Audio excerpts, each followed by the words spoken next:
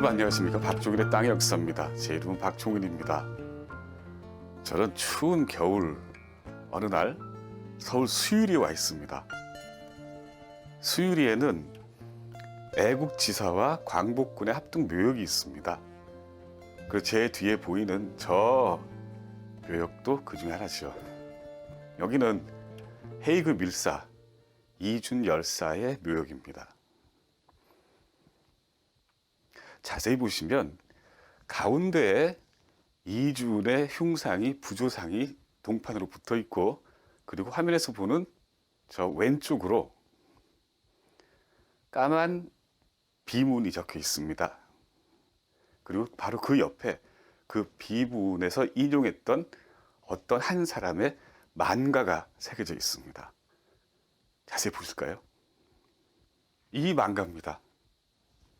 이 만가는 정말 구구절절히 모든 사람들에게 이준이라는 인물이 어떻게 나라를 위해서 희생이 됐나, 스스로 희생했나에 대한 내력을 시적으로 잘 표현하고 있습니다. 자세히 보시면 저기에 그 만가를 쓴 저자 이름이 적혀져 있습니다. 바로 원세계입니다. 원세계가 누군지 아십니까? 원세계, 요즘 외려 표기법으로 위안스카이라고 부르는 청나라 관료였습니다. 나중에 중국 대륙의 총통까지 올랐던, 스스로 총통이 됐던 그런 사람이죠. 그리고 이따 설명을 드리겠지만은 이 조선을 참으로 망국으로 이르는데 가속도를 붙였던 그런 인물이기도 합니다. 그 조선이 망국을 겪게 되면서 그 망국을 만방에 호소하기 위해서 네덜란드 헤이그로 떠나서 거기에서 죽은 사람이 바로 이준입니다. 그 이준의 묘에, 그 묘역에 바로 이 조선을 만국으로 몰고 간 원세계의 만가가 저렇게 딱 걸려 있습니다. 이제 그 이야기입니다. 땅에 여기서 지난 시간에 제가 설명을 드렸던 조미 수호 통상조약에 숨어 있는 굴욕적인 대중외교 그 두 번째 편입니다. 이번 주의 주제는 조청 상민 수륙 통상 무역 장정의 노골적으로 드러난 굴욕외교, 그리고 원세계, 그 이야기입니다.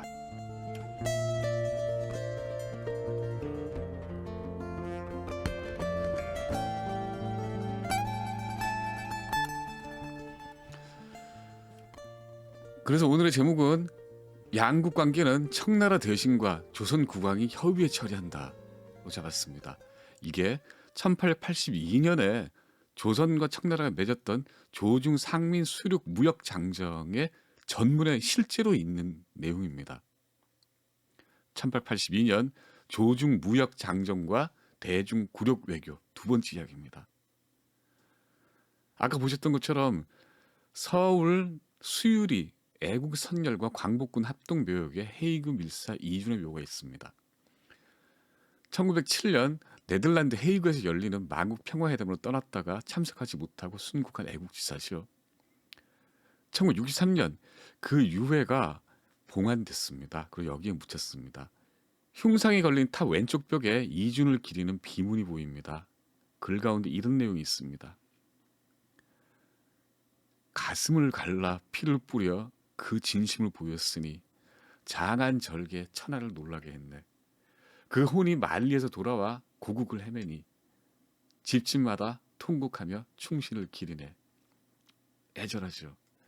이 이야기는 사실은 이준 열사의 사인이 무엇인가를 두고 여러 가지 논쟁이 많았습니다. 하지만 지금 결론은 모두 아시다시피 그 이준 열사가 배를 갈라서 자기를 했다는 사실은 과장된 오보임이 밝혀졌습니다. 어찌됐든 그 당시 일제강점기 혹은 그 이전 1907년 이준이 사망한 이후로 그렇게 죽었다는 소식이 전파되면서 이준이 열사로 크게 더 추앙을 받게 되죠. 어찌됐든 이 탑 오른쪽에는 1963년에 이장할 때 그때 당시에 대한민국 대통령이었던 박정희가 쓴 휘호가 있습니다. 순국대절, 나라를 위해 목숨을 바친 큰 절개라는 뜻이죠. 그리고 그 옆에는 1907년 밀사들이 소지했다는 당시 대한제국 황제 고종 신임장이 새겨져 있습니다. 왼쪽에는 앞에 말씀드렸던 만가를 필자 6필로 따로 새겨놨습니다. 필자 이름이 원색입니다. 누군가요? 요즘 말로 위안스카이라고 합니다. 1882년 이모군란을 계기로 조선에 들어왔다가 1894년 청일전쟁 때까지 조선 국왕 고종 위에서 조선을 좌지했던 청나라 관리입니다. 조선이 부국도 강병도 체제 개혁도 할 수 없었던 속국 체제의 상황이었습니다. 그러니 우습지 않습니까? 조선 독립을 호소한 애국자 묘역에 그 조선을 일찌감치 말아먹은 청나라 관리와 대한민국 대통령, 대한제국 황제 흔적이 동격으로 저렇게 새겨져 있는 겁니다. 옛날에도 그랬습니다. 1882년 11월 27일 조선과 청나라가 맺은 조청 상민 수륙 무역 장정에는 이렇게 규정이 되어 있습니다. 중국이 속방을 우대하여 장정을 제정한다. 그리고 장정 개정은 수시로 청나라 북양 대신과 조선 국왕이 협의해서 처리한다. 지난 시간에 말씀드렸던 것처럼 중국의 9번 머리를 조아리고 맺은 조미 수호 통상조약 반년 뒤에 조선이 청나라 속국으로 제대로 전락한 이 터무니없는 이야기, 그 옛날 이야기를 들려드리겠습니다. 조선이 미국과 조약을 맺고 2달 뒤에 이모군란이 터집니다. 1882년 양력 7월 23일의 일입니다. 그해 8월 19일 청나라에 출장 중이던 조선 관료 김윤식과 어윤중이 이렇게 주장을 합니다. 난군 뒤에는 대원군이 있었다. 이는 내란이다. 일본이 개입하기 전에 청나라가 출병을 해서 평정해달라. 이게 김윤식이 음청사에 스스로 기록하는 내용입니다. 그런데 김윤식이 이렇게 주장하기 전에 이미 청나라 정부 최고 의사결정기관인 판리 군기 사무처에서는 이용장한테, 북양 대신이죠, 이용장한테 조선 출병을 미리 지시했던 터입니다. 청정부는 이렇게 조선을 청에게 마지막 속국으로 인식을 하고 있었죠. 그런데 조선 정부의 관리가 정식으로 출병을 요구해달라는 겁니다. 그러니까 출병하고 싶은 미칠 지경인데, 속국에게 미칠 지경인데 조선의 관리가 정식으로 출병해달라고 요구를 했으니 이게 웬 떡하고 청정부에서 받아먹은 겁니다.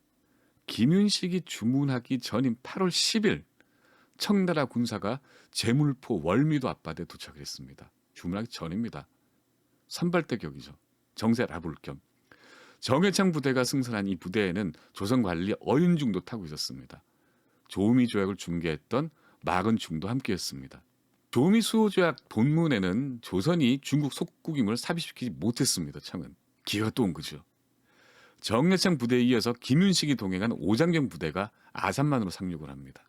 제대로 난리를 종주국이 평정해 주겠다는 결심을 보여준 겁니다. 8월 25일 청나라 연합부대가 용산에 진영을 차립니다. 그 다음 날 청군은 흥성대원군을 용산 병영으로 초대해서 이렇게 통보를 합니다.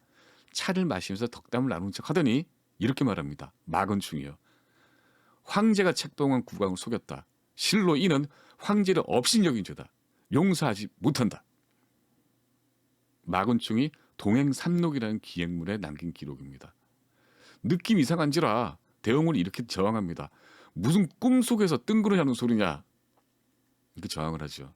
하지만 늙은 대원군은 이 사람들의 행동을 막을 수가 없었습니다. 사령관의 보좌관, 오장경의 보좌관이 대원군 겨드랑이에 손을 넣어서 이렇게 세운 뒤에 막무가내로 끌고 나가버립니다. 대원군은 그 길로 천진으로 압송이 되죠. 천진에서 대원군을 엄하게 신문하고 나서 청정부는 대원군에게 영구 조선 귀국 금지 처분을 내립니다.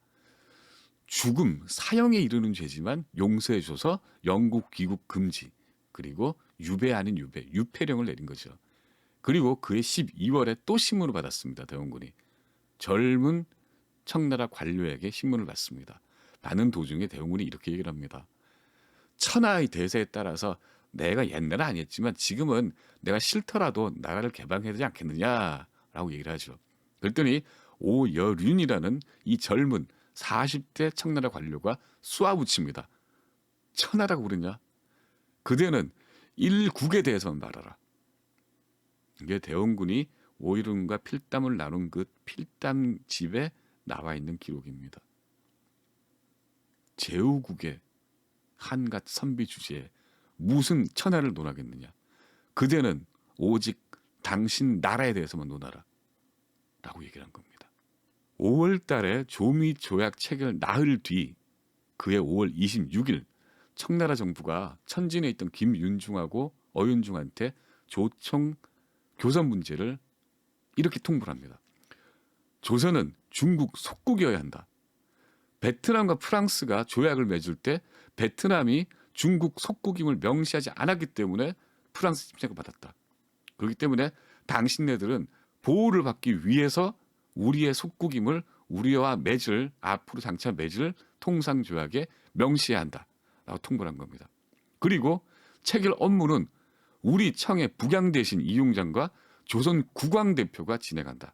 이렇게 막무가내로 조미 수호 통상조약에서 자기네들이 상실했던 그 종주국의 위치를 이제 되찾겠다는 겁니다.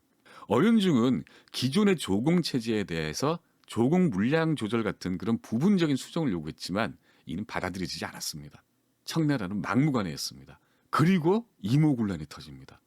협상은 중단됩니다. 군란이 청군에 의해서 진압이 되죠. 중국은 이제 갑이 됩니다. 그리하여 그해 양력 11월 27일 조청 상민 수륙 무역 장정이 체결이 됩니다. 고정실록에 따르면 이 조약의 명칭은 조청이 아니라 조중 상민 수륙 무역 장정이라고 기록이 되어 있습니다. 그리고 내용이 이렇습니다.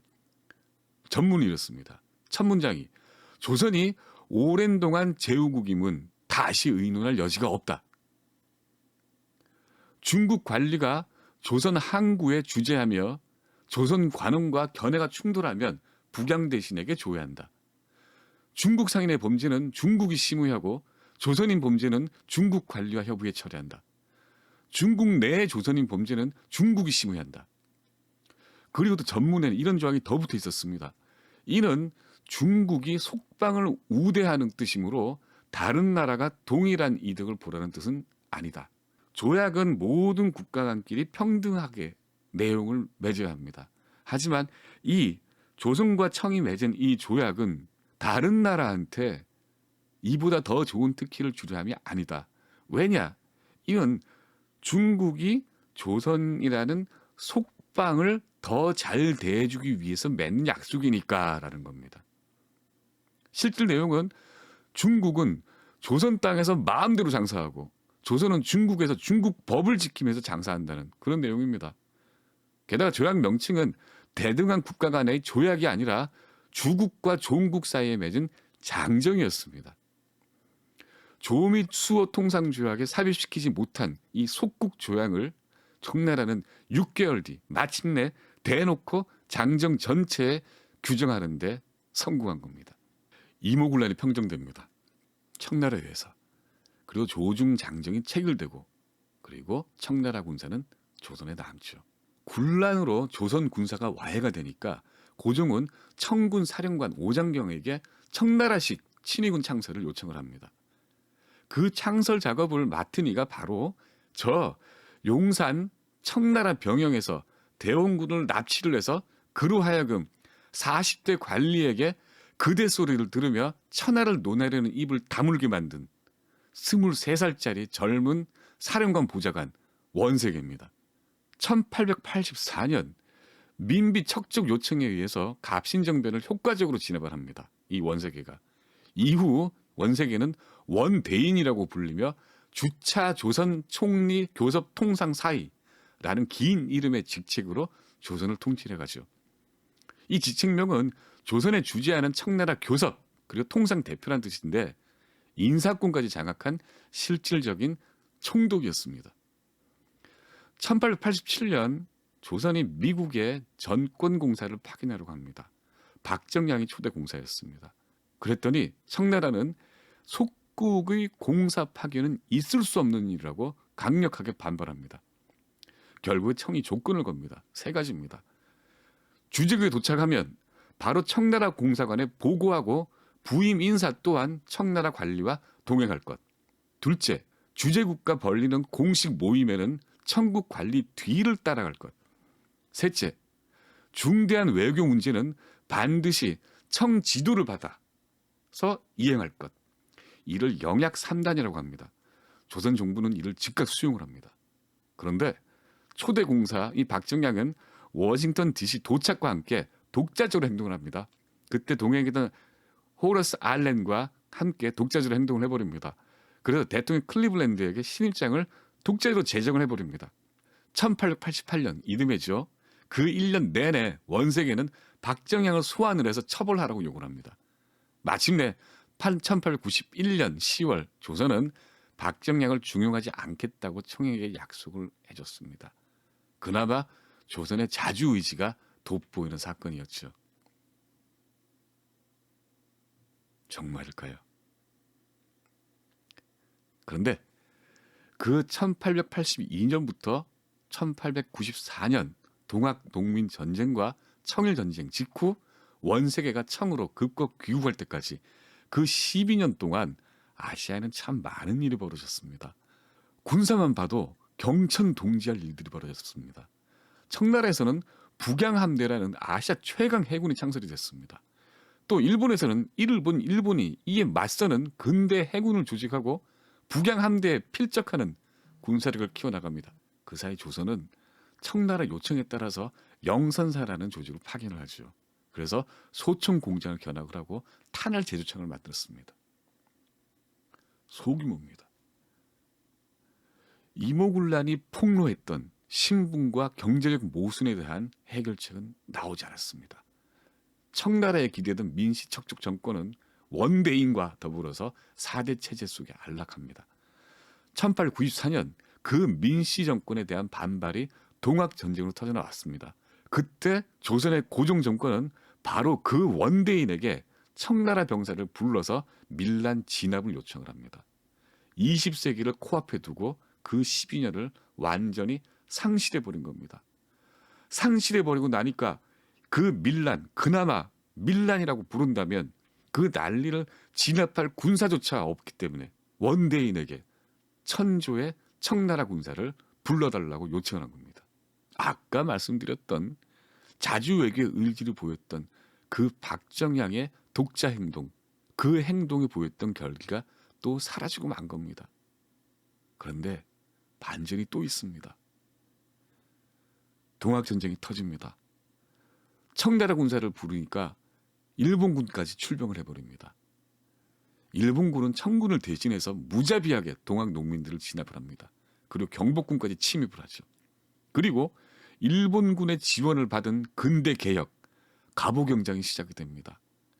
갑오경장은 왕권을 제한을 해서 공동체에 필요한 개혁 조치를 대거 시행하는 그런 경장이었습니다. 그러자 그 자주 외교를 반짝였던 그 고종이 청황제에게 편지를 씁니다. 민씨 일가인 민상우가 밀사로 파견돼서 이를 황실에 전합니다. 내용이 이렇습니다. 500년 동안 중국이 하사한 인물을 외적이 가져갔으며 10수년 구입해 병기구에 소장한 무기를 모두 빼앗겼나이다. 천조에서 구원을 내려주시기를 단단한 충성과 정성으로 애걸하옵나이다. 그때 풍경이나 2022년 겨울날 제가 수유리에서 목격한 풍경이나 그리 달라 보이지가 않습니다. 그렇게 그 옛날 백수십 년 전에 이 땅에서 벌어졌던 당시 중국 청과 그리고 당시 한국 조선 사이에서 벌어졌던 외교 이야기를 2주에 걸쳐 2회에 걸쳐서 말씀드렸습니다. 바로 직전에는 위완중에 관한 이야기였고 그 이전에는 바로 오늘 말씀드렸던 중국에 대한 굴욕 외교 첫 번째 편 이야기였습니다. 그건 조미 통상조약에 관한 이야기였죠. 자, 그러니까 두 절째 보신 이 이야기는 꼭 지금 이야기는 아닙니다. 백수십 년 전 이야기입니다. 하지만 누군가 이야기하죠. 자칫하면 역사는 반복된다고요. 수유리에 한번 가보십시오. 수유리에는 우리가 존경해야 할 여러분들이 잠들어 있습니다. 그 영혼들에게 인사를 하시고, 그리고 이준의 묘에 붙어있는 저 원세기의 글, 그 글이 품고 있는 그 수많은 쓰린 사연 이야기에 귀를 기울여 보십시오. 박종일의 땅의 역사였습니다.